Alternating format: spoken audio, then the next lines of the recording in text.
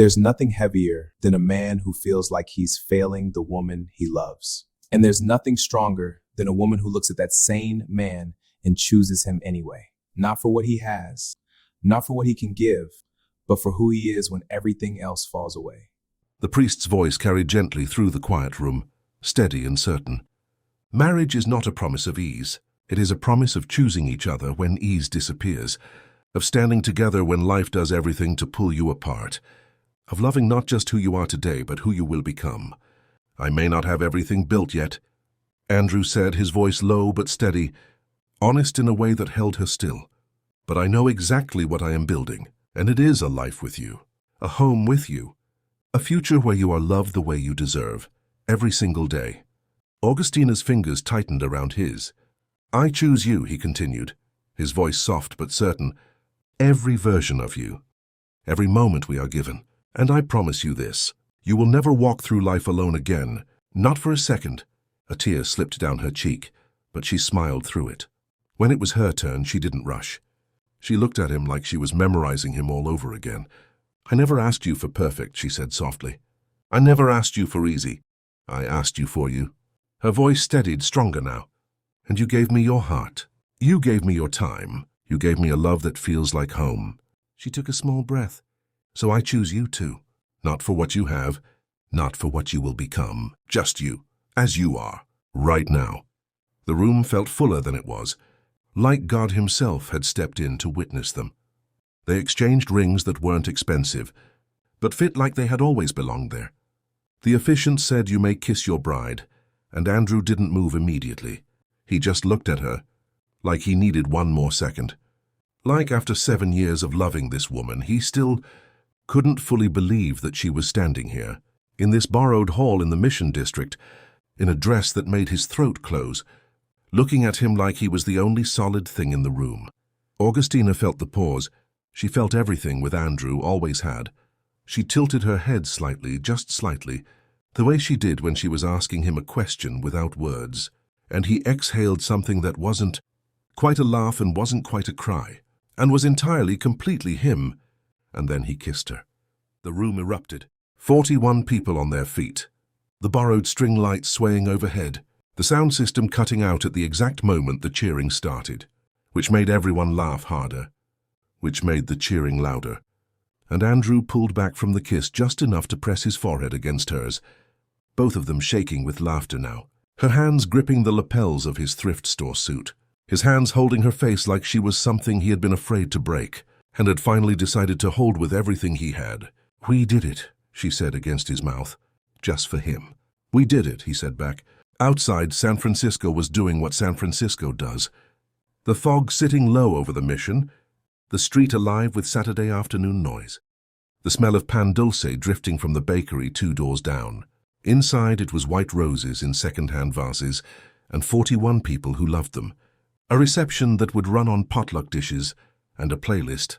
Andrew had spent 2 weeks building. They had nothing. They had everything. The city had always felt like it belonged to them.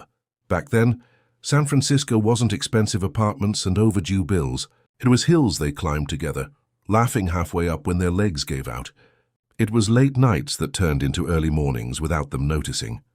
It was coffee shops where one drink turned into hours of conversation. Neither of them wanted to end. Andrew walked on the outside of the sidewalk without thinking about it, placing himself between her and the street like it was instinct, like it had been written into him the moment he met her. Augustina noticed it the first time. She never forgot it. He walked her home every day, even when it meant adding an extra hour to his own. Sometimes they talked the whole way. Sometimes they didn't. Sometimes they just walked, their hands brushing, separating, finding each other again like they were learning the language of touch in real time. There were nights when the fog rolled in thick and the air turned cold, wrapping around them in a quiet kind of intimacy. On one of those nights, the rain came without warning, sharp and sudden. Her umbrella was small, barely doing anything against it. Andrew didn't hesitate. He pulled off his raincoat and wrapped it around her, pulling it tight like it could shield her from everything, not just the rain. "What about you?" she asked, laughing, trying to push it back toward him. "I am fine," he said, already soaked through, his hair dripping. his shirt clinging to his skin. "You are lying." "I am committed," he corrected, grinning. She shook her head, but she stepped closer anyway, holding the coat closed around herself as they walked. By the time they reached her place, she was dry. He wasn't, and he didn't regret it for a second. Their love lived in small things, cheap meals that turned into dates because they decided they were. Sharing one plate, because it was enough. Studying together, her head resting on his shoulder as he tried to focus. "Stop staring at me," she would say without lifting her head. "I'm not," he would lie. "You are." "Okay, I am." She would smile, and just like that, nothing else mattered. There were evenings when she would sit between his knees, her back to his chest, as he carefully parted her curls and tried to braid her hair. His fingers were clumsy at first, unsure of the rhythm, tangling more than they smoothed. "You are doing it wrong," she teased. "I am learning," he said, focused, determined. "You said that 10 minutes ago, and I am still learning." She laughed, the sound soft and warm, and leaned back into him anyway. Eventually he got better. Not perfect, but good enough that she started asking him to do it. That was the thing about them. Nothing had to be perfect. It just had to be theirs.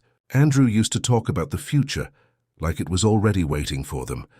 He would lay beside her, staring at the ceiling, his arm under her head, his fingers tracing lazy patterns against her skin. One day he would start, his voice playful, dramatic in a way that made her roll her eyes every time. "You are going to wake up in a house so big you will get lost trying to find the kitchen." She would laugh. "I don't want a big house." "You say that now," he continued, ignoring her. "But wait until you see the closet. You will have a whole section just for shoes. So I barely wear the ones I have, because you don't have the right ones yet," he insisted. "Trust me." She turned her head to look at him, smiling. "And what about you?" "What about me? Where are you in all this?" He paused for a second, like the question had caught him off guard. Then he smiled. "Right next to you," he said simply. She didn't need more than that. He looked at her with those green eyes and said, "When you're my wife." He had cleared his throat, straightened his posture. And then, with the complete theatrical commitment of a man who had decided, this moment required a performance, he had begun. "When you are my wife," he had said, beginning to pace with ceremony, with purpose, "you will come home and dinner will already be made. Not just made, presented on a real table, with candles." She had pressed her lips together. Candles, real ones, tall ones. He had held his hand up to indicate the height of imaginary candles. "You will sit down, and you will not lift a single finger. You will not know where the dishes are because you will never have to wash one." She had started smiling. He had stopped in front of her, dropped to one knee, taken her hand with complete sincerity. "Augustina," his voice grave, "you will have a car that is embarrassingly nice. You will travel. You will wear things that make other women quietly angry. You will walk into rooms and people will stop talking." She had been laughing now properly, the kind that came from her stomach. He had stood back up, still holding her hand, his expression breaking into the grin he could never fully contain when he made her laugh like that. But then he had looked at her, really looked at her, and his voice had dropped into something quieter and completely unperformed. "You are going to be my queen, Augustina. I need you to know that. Whatever I have to do, however long it takes, you are going to live like one." She had looked up at him. The laughter had settled into something else, something warmer and more permanent. The apartment they lived in now was nothing like the future he used to describe. It was small. Too small sometimes. The walls felt closer on certain days, like they were slowly inching inward. The windows didn't let in as much light as they used to, or maybe it just felt that way. Bills sat on the counter in uneven stacks, some opened, some still sealed, like delaying them could delay the reality inside. The air carried a quiet tension that hadn't been there before. Andrew sat at the small table near the window, his laptop open in front of him. The glow from the screen reflected faintly in his eyes, but there was no excitement in it, just focus. And something heavier underneath. An email notification popped up. He stared at it for a second before clicking. His jaw tightened as he read, "Another rejection." He didn't react immediately. He just sat there still, like maybe if he didn't move it wouldn't be real. Footsteps approached from behind. He moved quickly, closing the laptop just before Augustina stepped into the room. "You're still working?" she asked gently. "Yeah," he said too quickly. just finishing something up. She studied him for a moment. She didn't push. "Come eat," she said instead, her voice soft. "I'll be there in a minute." She nodded, turning back toward the kitchen. He waited until she was out of sight before opening the laptop again. The words hadn't changed. They never did. He exhaled slowly, running a hand through his hair before closing it again. This time for real. The city moved outside their window, fog rolling soft and indifferent over everything. And the distance between the promise and the present sat in the apartment, like a third person neither of them had named yet. The notification came at 7:43 in the morning. Andrew was already awake. He had been awake since 5, sitting at the kitchen table in the grey pre-dawn quiet with his laptop open and his third cup of coffee going cold beside him. Working on the prototype the way he always worked on it, with the specific intensity of a man who has decided that if he just pushes hard enough, long enough, the door will eventually open. Augustina's alarm went off in the bedroom at 7:50. He heard her move, the soft sounds of her morning, the shower, the careful routine of a woman who took pride in how she showed up to the world. He closed his laptop, stood up, and by the time she appeared in the kitchen doorway in her robe, her coils damp, her face still soft with sleep, he was cracking eggs into a pan. Like the morning was completely ordinary. She leaned in the doorway and looked at him. "You didn't sleep," she said. "I slept a little." She looked at him the way she looked at him when she knew he was lying and had decided not to push. She moved to the counter, poured herself coffee, stood beside him while the eggs cooked, her shoulder against his arm, just that. Just her warmth against his side, steady and quiet. And he kept his eyes on the pan, because if he looked at her right now, he wasn't sure what his face would do. She ate breakfast, kissed him at the door, her lips against his jaw, her hand briefly on his chest, flat, warm, like she was checking his heartbeat, and then she was gone, heels clicking down the hallway toward the elevator, toward the glass tower in the financial district, toward the world that had decided she was exceptional. He stood at the closed door for a moment. Then he went back to the table, turned his phone over. "Read the email. After careful consideration, we don't feel this aligns with our current direction." He closed it, opened his rejections folder, added it to the others. There were 14 of them now, lined up in that folder, like a record of everything the world thought he wasn't. Their 5th anniversary fell on a Friday. He planned it for 2 weeks. Not a restaurant. They couldn't do a restaurant. Not a real one. Not the kind the occasion deserved, but something. He cleaned the apartment until it no longer felt like a place where unpaid bills lived in the kitchen drawer. He cooked, really cooked. Not just pasta, but the lamb chops she loved, the ones he learned to make by watching the same YouTube video 11 times. Her candle sat at the center of the table, tall and white, pulled from the back of a cabinet.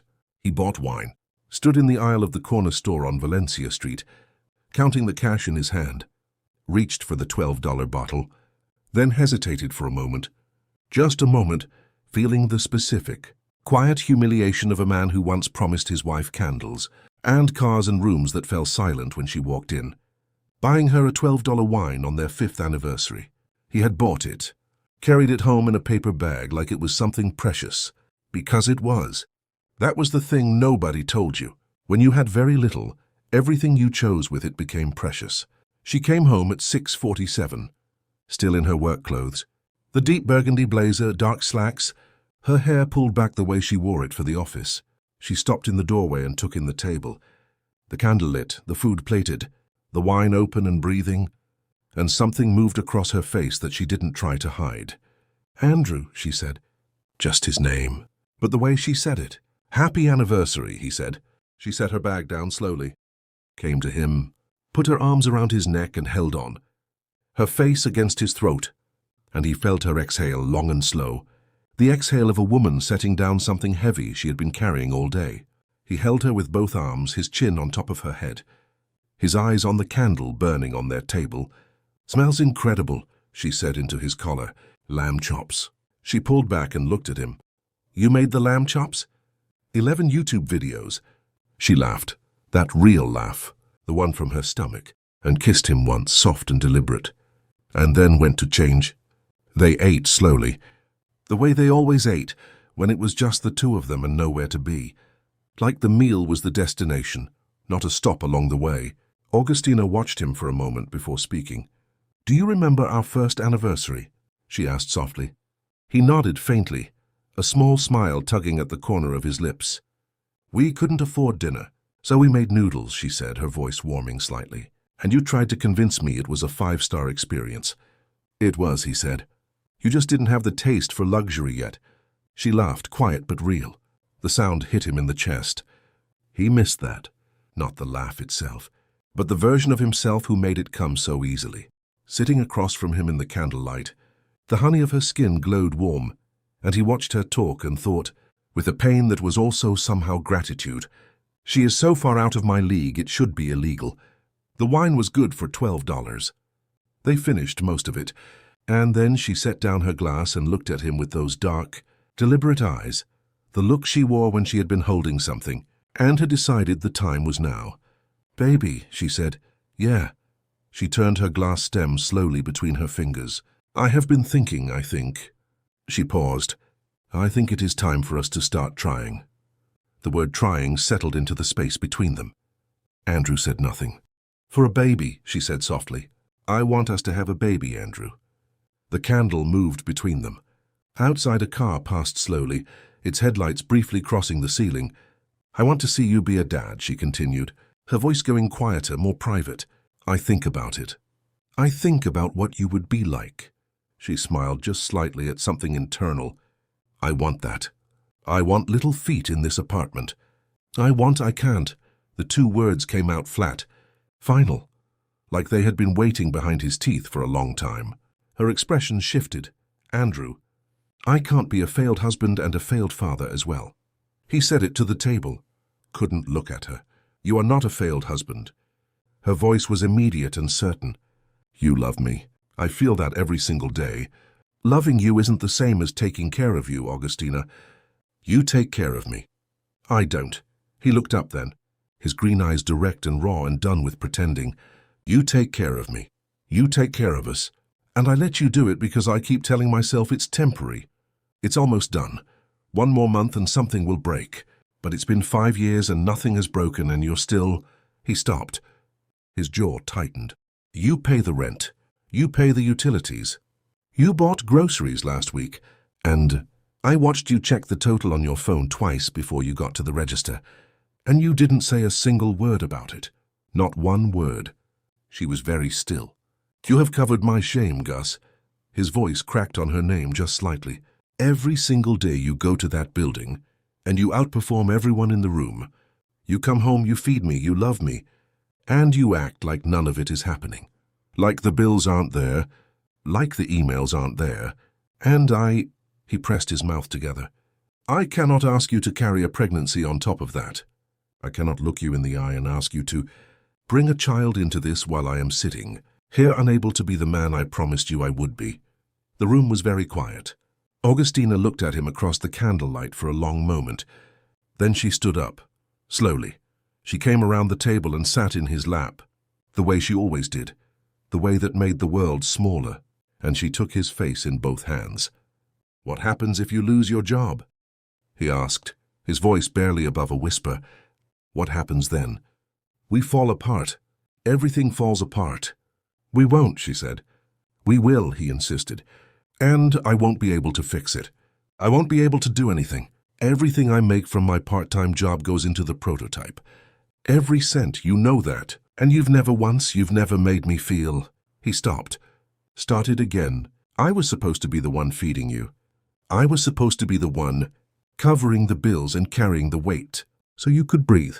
Instead, you're carrying everything and I'm—" "Stop, Andrew," she interrupted gently. "I'm so ashamed, Gus."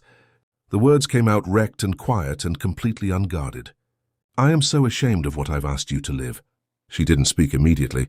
She held his face in her hands and let him sit inside what he had just said, let it exist in the room without rushing to smother it, because she understood, the way she always understood, that some things needed to be said all the way out before they could be answered. Then she pressed her forehead against his. "I didn't marry your salary," she said. "I didn't marry a job title, or a bank account, or any of the things you think you owe me." Her thumbs moved slowly across his cheekbones. "I married the man who walked on the outside of the sidewalk. I married the man who gave me his raincoat in the rain and came home soaked and didn't complain once. Her voice was steady, but her eyes were wet. I married the man who learned to braid my hair because I was too warm and he wanted to help. I married my friend, the man who makes me laugh. That man, that specific, ridiculous, wonderful man is sitting in my hands right now. She paused. And I'm not going anywhere. He pulled his head away gently, not out of rejection, but because he didn't know how to hold on to her, without feeling like he was taking more than he gave. I'm sorry, he murmured. For what? For this, he said, gesturing vaguely around them. For all of it. Her brows pulled together slightly. Andrew, I just need more time, he said quickly, cutting her off before she could reach him again. I need to fix things first. I need to become something before I bring a child into this. She studied him for a long moment. Then she nodded, not because she agreed, but because she understood, and sometimes understanding hurt just as much. The days that followed didn't explode. They tightened, quietly, subtly. Andrew stopped eating properly. He told her he wasn't hungry, that he had eaten earlier, that he would eat later. None of it was true. Food felt like something he hadn't earned. He spent longer hours at the table by the window, his laptop open, sketches scattered, numbers scribbled in margins that no longer made sense after the 10th revision. The prototype consumed him. Or maybe he hid inside it. Emails came in. He read them quickly, deleted them faster before she could see, before they could become real outside of him. Augustina noticed the changes. The way his eyes looked more tired, the way his voice had started to lose its warmth, the way he touched her less, not because he didn't want to, but because every time he did, something inside him whispered that he didn't deserve to. One night she reached for him in bed, her hand resting gently against his chest. He froze, not pulling away, but not leaning in either. She felt it, that hesitation. It lingered between them long after she turned her back, long after the room fell into silence. Outside, the fog pressed against the windows as the wind whispered low and restless. The invitation arrived on a quiet Saturday afternoon. It slipped under the door like it didn't know it carried weight. Augustina picked it up first, her brow furrowing slightly as she read the front. Andrew noticed immediately. "What is it?" he asked. She hesitated. Then she handed it to him. He opened it slowly, carefully, like it might explode. San Francisco University, 8-year reunion. At the bottom, printed in bold, almost celebratory lettering, most likely to succeed couple. Andrew's stomach dropped. He didn't say anything at first. He just stared at it, reading the words over and over like maybe they would change. They didn't. "That's us," Augustina said quietly. He let out a hollow laugh. "Yeah," he muttered. "That was us." Silence filled the room again. Different this time, sharper. "I think we should go," she said gently. His head snapped up. No. The response was immediate, instinctive. She softened her tone. "Andrew." "No," he repeated, firmer now. "I'm not walking into a room full of people who think I'm something I'm not. They don't matter." "They do," he said, his voice rising slightly. "They remember who I was supposed to be. And who says you're not still becoming that?" He shook his head, pacing now, the invitation still clenched in his hand. "This is exactly what I'm talking about," he said. "This gap between who I am and who I said I'd be." She stepped closer to him. "Then don't go for them," she said softly. "Go for us." He looked at her, confusion flickering across his face. "For us, for who we were," she said. "For what we built. For the love that got us here." He exhaled slowly, running a hand through his hair. "You don't understand," he said quietly. "They're going to look at me and see failure." "I won't." "That's not enough," he whispered. Her expression didn't change. "Then let it be enough for you," she said. He looked at the invitation, at the names it would put in the same room as him. The people who had voted them king and queen, most likely to succeed, most likely to set the world on fire. He thought about who he was now. He thought about walking into that room. The room felt too small again, the walls too close, the weight too heavy. He stared at the invitation one last time before letting his hand fall to his side. "This is going to break me," he said under his breath. Augustina heard it, but she didn't respond. She just stood there, waiting, hoping, loving him through something she couldn't fix. And after a long, quiet moment, he nodded. They dressed in silence the next evening. Andrew stood at the bathroom mirror, buttoning his freshly ironed shirt. and looked at himself the way he had been avoiding directly, without mercy. 35 years old, the same green eyes, the same sandy hair, but something behind the eyes that hadn't been there at 27. Something that had accumulated slowly, the way debt accumulates, invisible until it isn't. He finished the last button. Augustina appeared in the mirror behind him.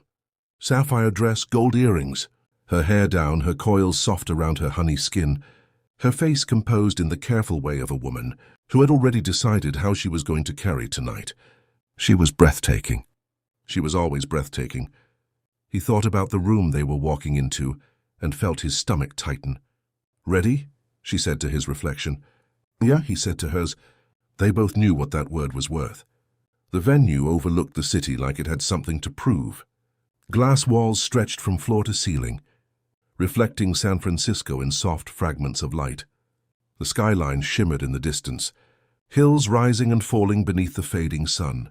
Inside, everything felt polished, intentional, perfect. People moved through the room with ease, laughter spilling easily from their mouths, confidence sitting comfortably on their shoulders, expensive fabrics, practiced smiles, voices that carried certainty. Augustina felt it the moment they stepped in. Andrew stayed close, his hand finding her back, her elbow the curve of her waist, not possessively, just there, the way he was always there. For 20 minutes it was manageable. Then Marcus appeared. He came through the crowd with open arms, and a smile that had always been more assessment than warmth. Expensive watch, the particular ease of a man who had made money, and arranged his entire physical presentation around making sure you knew it, without appearing to need you to know it. Andrew Lawrence. Like the name itself was a punchline he had been patient enough to wait for. They shook hands. "You were supposed to be the next big thing, man."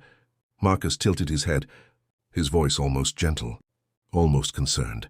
The cruelest possible delivery. "What happened?" Andrew smiled. That was the thing that would stay with Augustina, not the question, the smile. The way Andrew's face assembled itself into something easy and unbothered while his eyes went somewhere else entirely, somewhere far back and very still. She watched him do it and felt something fracture quietly in her chest because she knew that smile. She knew what it cost him. She knew he had been practicing it for 5 years, every time he opened his rejections folder, every time a bill arrived, every time he looked in the mirror and tried to reconcile the man he was with the man he had promised to be. He was wearing it now, in a room full of people who used to believe in him. "Oh, you know," Andrew said. "Building something." Marcus nodded. Filed it, moved on. Andrew's hand found Augustina's. She held it with both of hers, and didn't say a word. An hour later, near the windows, Chloe materialized. She embraced Augustina with the enthusiasm of someone performing closeness. Stepped back.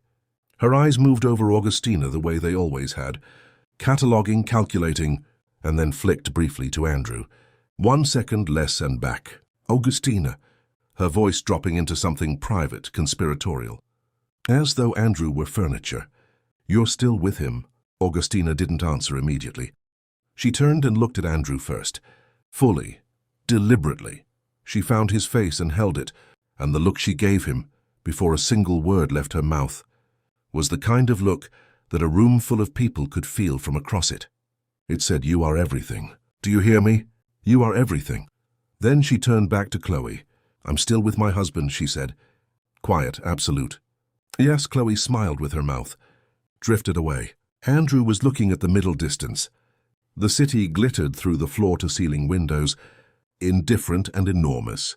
Someone nearby laughed at something, the bright, uncomplicated laugh of a person having the night they expected. He said nothing. She pressed herself close to his side, her arm against his, her shoulder under his. Just her, steady and warm and entirely immovably his. They left 20 minutes later. The Uber home was silent. The city moved past the windows and neither of them watched it. Augustina held his hand in her lap with both of hers, her thumb moving slowly across his knuckles, in that small back and forth that she didn't know she did when she was trying to reach him without words. He looked straight ahead, his jaw tight, his eyes somewhere else. That smile finally gone, the one that had cost him all evening. And what was underneath it was so raw and unguarded that she couldn't look directly at it. The way you can't look directly at something too bright.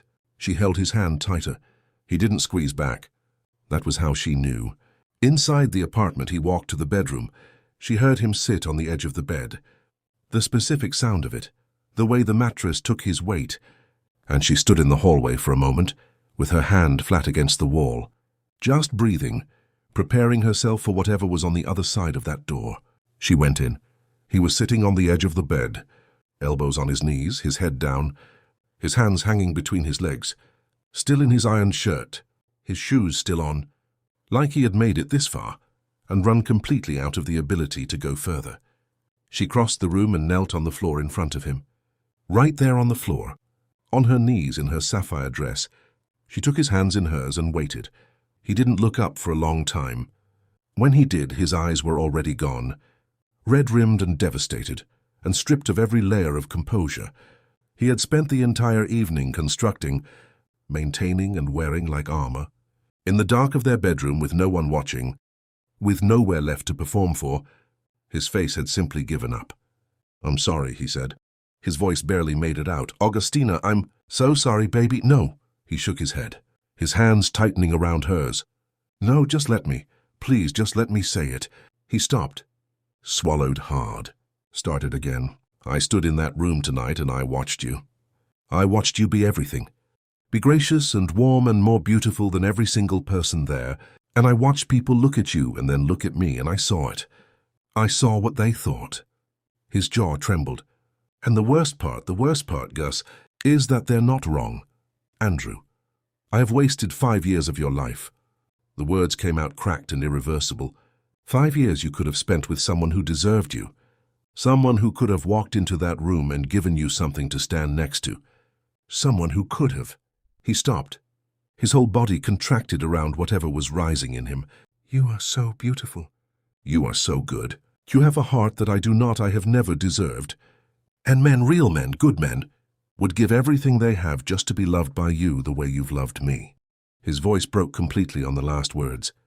"And instead you've spent 5 years covering my shame, feeding me, paying for everything I was supposed to provide, going to that office every day, and carrying this entire life on your back, while I sit in that room with my prototype and my—" He couldn't finish. He looked at her, and his face was entirely undone. And what came out next came from somewhere so deep and so honest that it didn't sound like a sentence. It sounded like something tearing. "Please divorce me." The room went silent in a way rooms rarely go silent. Augustina felt it move through her like cold water. Every word of it. She felt her face change, felt the careful composure she had been holding all evening dissolve all at once, and her eyes filled so fast she couldn't stop it. She didn't let go of his hands.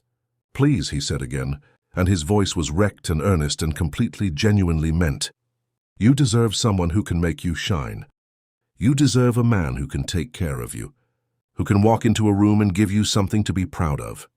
I love you too much to keep asking you to settle for. Don't—" Her voice came out fierce and broken simultaneously. "Don't you dare call what we have settling, Gus, no. Andrew, look at me." She was crying now, fully, not trying to stop it. "Look at me." He looked at her. "I didn't marry what you could give me." Each word placed like something precious. "I married your soul. Do you understand what I'm saying to you? I married the way you loved me. The man who paid attention to the things no one else noticed. The man who made me feel seen every single day." She was shaking now, her hands gripping his. "That man, in all his depth and everything that makes him who he is the one I chose. He is the one I will always choose. You deserve more than I've given you. You have given me everything that matters." Her voice broke on the last word. "Everything, Andrew. Do you hear me?"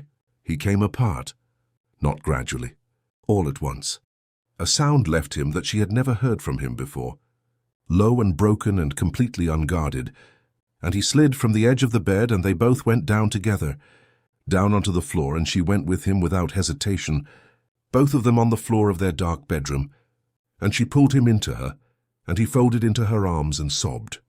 She held him with everything she had, her hands in his hair, her lips against his forehead, both of them on the floor, neither of them trying to get up, neither of them able to. The grief, the love, the relief, the years of silent endurance, everything surfacing at once, demanding to be felt. She cried too. She let herself. She pressed her face into his hair, held him, and cried for every bill she had paid without mentioning it. Every night she had watched him close his laptop on another rejection, and said nothing. Every morning she had kissed him at the door, and walked to that glass tower carrying both of them, and told herself it was temporary. It was worth it. He was worth it. He was worth it. "You are my home," she said into his hair, broken and certain simultaneously. "You are my safe place. I don't want to be anywhere you are not. I don't want to be loved by anyone who is not you."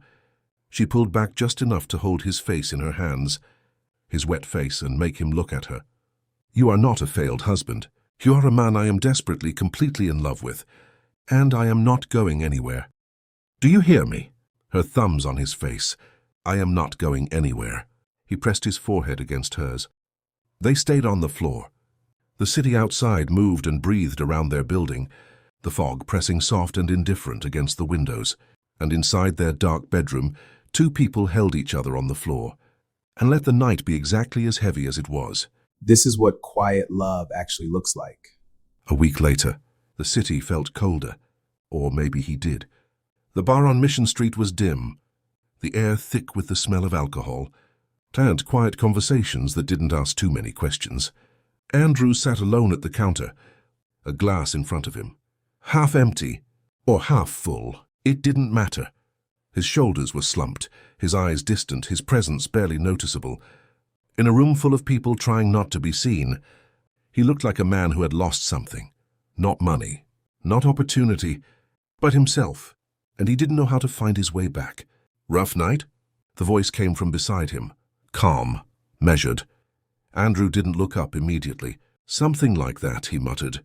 The man beside him signaled the bartender for another drink, before turning slightly in his seat.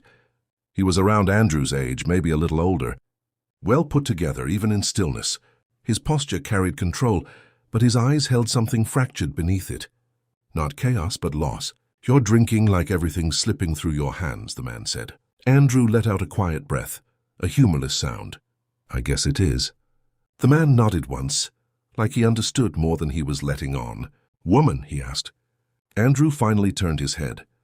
For a moment he hesitated. Then something in him gave way. "Yes," he said quietly.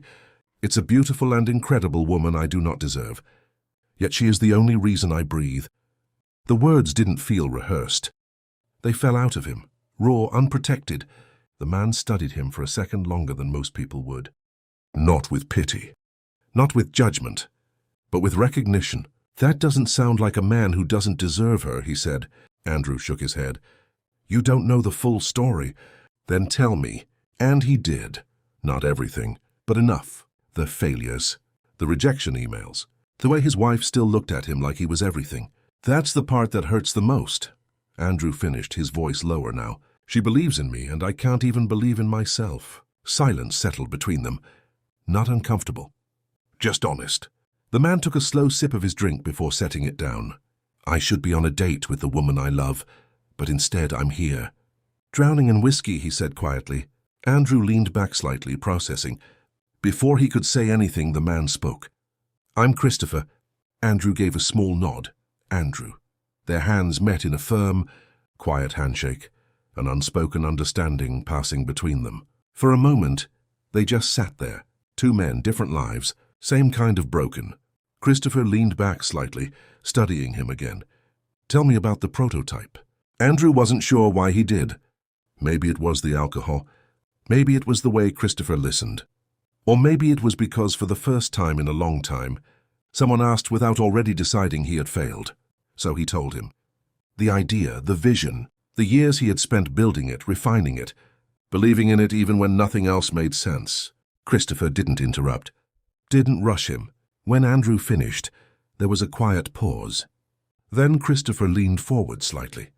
"I can help you build it." Andrew blinked. "What?" "I can help you build it," Christopher repeated. "Structure it, fund it, position it properly, turn it into something real." Andrew stared at him, searching his face for something that would make it make sense. "Why?" he asked. Christopher shrugged lightly. "Because I know what it feels like to lose everything you built. And I know what it looks like when something still has life in it. Sometimes the world strips everything from you, just so God can open doors you never imagined. Andrew looked down at his hands, then back at him. This isn't charity, Christopher added.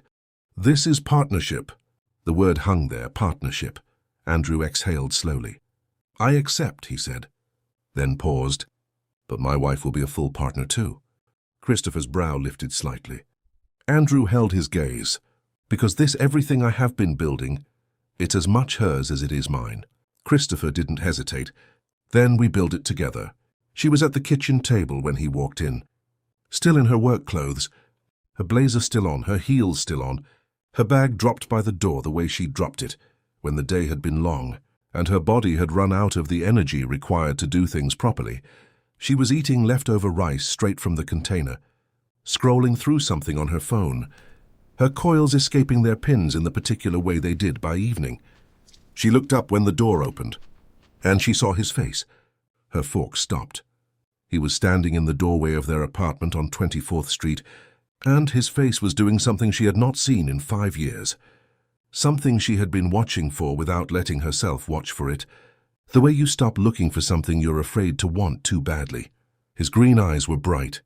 Not the brightness of excitement or performance. The brightness of a man who has been in a dark room for a very long time and has just finally found the door. She set the container down slowly. Andrew, she said. He crossed the kitchen in 3 steps and pulled her up from the chair and held her the way he had held her on the floor of their bedroom, completely, with everything. His face in her neck, his arms around her with a grip that said, we made it. We made it without a single word.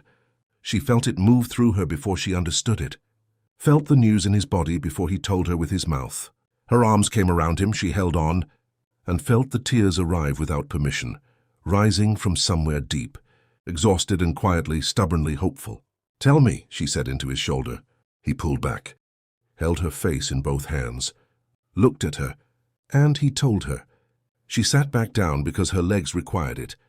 He crouched in front of her, her hands in his, talking, his voice low and fast and alive in the way she remembered from his dorm room, from late nights in the library, from the man she had fallen in love with, who believed in things with his whole body. She listened and felt the tears run unchecked down her face and didn't bother with them.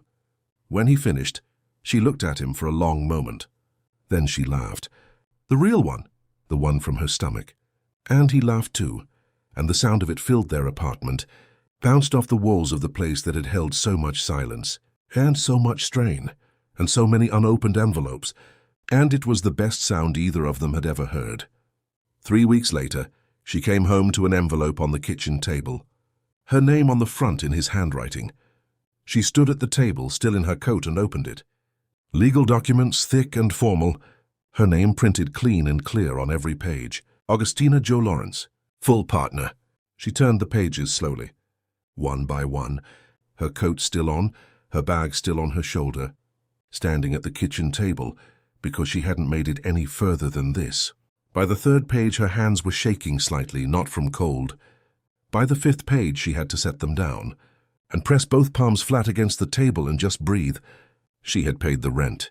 She had checked the grocery total on her phone before she reached the register so she wouldn't be surprised. She had ironed his shirt for the reunion, had not said a single word about what it cost her to watch him walk into that room, and absorb those blows with a smile she knew was hollow. And he had seen every bit of it. He had been seeing it the whole time. She was still standing at the table with her coat on, her hands pressed flat, and her face completely undone when he appeared in the doorway. He looked at her, at the documents, at her face. You earned every word on those pages, he said quietly, long before I did. She looked at him across the kitchen, this man, her man, and felt something she didn't have words for move through her entire body. She went to him and he held her. Outside, the city moved, indifferent and alive. And inside their apartment, a woman who had held everything together for years was finally, completely held. On a Sunday morning, 2 months later, she was sitting cross-legged on their bed. The new house was still learning them, still carrying the smell of fresh paint and new beginnings, the rooms larger than they were used to. The light coming in at angles they hadn't mapped yet. She was going through emails on her phone, her coils loose around her shoulders, the morning unhurried and soft. Andrew came in from the kitchen with 2 coffees and set hers on the nightstand. Then he sat behind her on the bed. She felt him gather her hair in his hands carefully, the way he always did, separating it into sections with the focused patience of a man who had learned this specific thing because she needed it and he wanted to give it. His fingers moved through her coils slowly.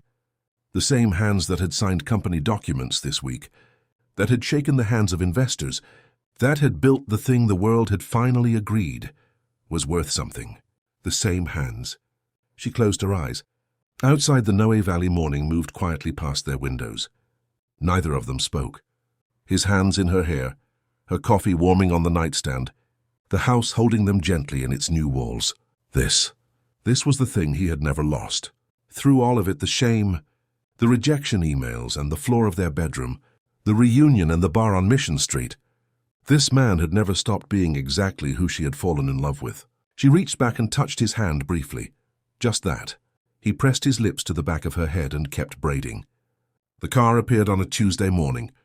She was getting ready for work when he came inside from supposedly checking the mail and said, casual and deliberately unconvincing, that something looked wrong with her car. She came out in her robe with her coffee, stepped onto their porch, stopped.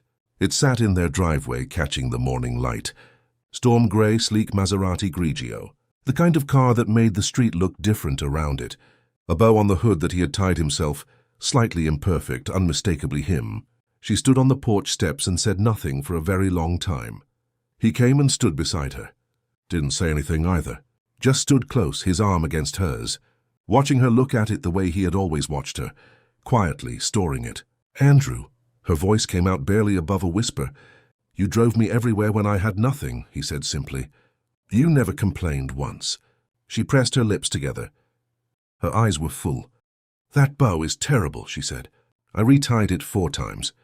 She laughed and cried at the same time. That specific combination that only he could pull out of her. And he put his arm around her shoulders. She leaned into him, and they stood together in their driveway in the Noe Valley morning, looking at a car that was never really about a car. Their 7th anniversary was a Thursday. He took her to dinner in Pacific Heights. White tablecloths, real candles, tall ones, the way he had described them once in a dorm room while pacing, gesturing and performing. A future with the theatrical confidence of a 26-year-old man in love. A pianist in the corner playing something unhurried and low. She wore a dress the color of midnight. Her hair down, the honey of her skin warm in the candlelight. He watched her across the table and thought about the dorm room, the grocery store flowers, and the floor. And all the years between that boy's promise, and this moment, and the watching moved through him like an ache. What do you want? He said. He was holding her hand. Anything, tell me. She looked at him. That look, the one that had always gone all the way through him, past every layer, straight to the part of him that only she knew how to reach. Just keep loving me, she said. That's all I want. His thumb moved across her knuckles. And Andrew, her voice dropped into something quieter, something that was just for this table, just for this candlelight, just for the 2 of them. Can we build our real home now? He looked at her. I stopped my birth control, she said. 2 months ago. The pianist played on softly in the corner. The restaurant breathed warmly around them. Andrew looked at this woman, who had knelt on the floor in front of him and held his face while he asked her to leave him, who had gone to that glass tower every day and carried them both without complaint, who had loved him with a consistency so complete. It had sometimes felt like the only true thing in his life, and felt something in his chest open so wide it almost hurt. His eyes filled. He didn't try to stop it. Not anymore. Not with her. He brought her hand to his mouth and pressed his lips against her knuckles and held them there. His eyes closed, just breathing. Yeah, he said against her hand, his voice undone and certain simultaneously. Yeah, Gus, let's build our home. She reached across with her other hand and touched his face. He leaned into it. The candle burned between them. The invitations had gone out 6 weeks earlier, under the name Lawrence Hale Technologies. Nobody connected it to Andrew. Why would they? The Andrew Lawrence they remembered didn't have a company name. The night of the reunion arrived clear and cold. The October sky a deep darkening blue, The city lit and alive, the bay glittering below the bridge in long ribbons of moving light. The limousine stopped. The door opened. Augustina stepped out first, 7 months pregnant, luminous, a champagne gown that moved, with her like it had been designed specifically for this body, this night, this moment. Her coils pinned up with a few loose at her temples the way he loved, her honey skin glowing under the entrance lights. She stood on the red carpet and let the night air meet her, completely still, completely unhurried, completely unafraid, and she was the most beautiful thing he had ever seen in his entire life. Andrew stepped out beside her, dark suit perfectly fitted, his sandy hair neat, his green eyes clear and calm. His hand went to the small of her back the way it always went, instinct, reflex, the same instinct that walked on the outside of the sidewalk, that had given her his raincoat in a downpour, that had learned to braid her hair on a Sunday morning because she was too warm and he simply wanted to help. They walked in, her heels on the marble floor. The sound moved ahead of them like an announcement. The room had been loud. Then it wasn't, not all at once, in waves, conversation dying in sections as people turned, as eyes moved toward the entrance, and recognition traveled through the crowd, and arrived differently on every face it touched. The faces of people who had written a story about Andrew and Augustina Lawrence, and were only now understanding they had written it completely wrong. Marcus stood near the bar. His glass stopped halfway to his mouth. His eyes found Andrew and stayed there. And for the first time in 10 years, that smile was entirely, completely gone. Chloe stood near the windows. She turned. She looked at Augustina, really looked, the way you look when something dismantles every assumption you have been carrying, and her mouth opened slightly and nothing came out. The slideshow ran near the entrance. King and Queen of Westfield. Junior year, their young faces on the screen, laughing, bright, his arm around her. Her face tipped toward his like a flower toward light. Still true. Truer now than the day it was taken. They moved through the room. No speech, no acknowledgement. No performance of triumph. They stopped for the faces that had always been genuine. They accepted water. They let the room absorb them at whatever pace the room required. And then they walked back toward the door, her heels on the marble again. Andrew paused at the entrance, turned back once, just once, and looked at the room that had once made him feel like nothing. The familiar faces. The skyline through the windows. The slideshow still cycling behind all of it. Then he looked at his wife. She was standing in the doorway in her champagne gown, one hand resting on the curve of her belly, her eyes on him, warm, patient, faintly amused, completely unbothered by every single person in that room. He walked to her. His hand found her belly, warm and round and real. She placed her hand over his and looked up at him, and in her eyes was everything, the dorm room, the beach, the grocery store flowers, the floor, the envelope on the kitchen table. The Sunday mornings with her hair in his hands, every single year of it looking back at him. He leaned down and put his lips against her temple. "I told you," he said quietly. "I told you you'd walk into rooms and people would stop talking." She turned her face toward his. Her lips curved. "You did tell me that," she said. They walked out together into the San Francisco night. The fog was beginning its slow, patient crawl from the bay. The city hummed beneath them, enormous and indifferent and beautiful, her heels on the steps, his hand on her back. The future arriving the way it always had for them, not loudly, not dramatically, but with the quiet, unstoppable certainty of something that was always meant to be. Nobody inside that room would forget the sight of them. Marriage is not a promise of ease. It is a promise of choosing each other when ease disappears. Thank you for spending your time with Vintage Mike Tales.